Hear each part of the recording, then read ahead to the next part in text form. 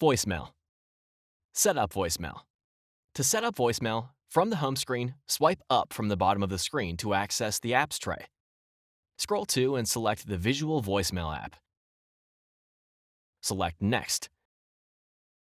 Select Activate. If you are a new customer and have not established a voicemail box, you will be prompted to choose a password and greeting. Access and check voicemail. When you receive a new voicemail, the voicemail icon will appear in the notification bar. From the home screen, swipe up from the bottom of the screen to access the apps tray. Scroll to and select the Visual Voicemail app. Select the desired message to listen to the voicemail. Select the play icon to listen to the message.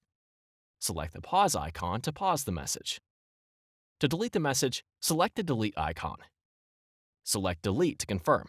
You can also access your voicemail to check your messages by selecting and holding the 1 key from the dial pad. Change voicemail password. To change your voicemail password, from the Visual Voicemail app, select the menu icon. Select Settings. Select Change Password. Enter the new password, then enter the password again to confirm, then select Continue. You can also access your voicemail to change your password by selecting and holding the 1 key from the dial pad and following the prompts. However, you must know your current voicemail password. If you have forgotten your existing voicemail password, you will not be able to access voicemail until you reset your voicemail password. To reset your voicemail password, go to att.com/resetvm. Voicemail settings. To access voicemail settings for things like updating your voicemail greeting and notification alerts, from the Visual Voicemail app, select the menu icon.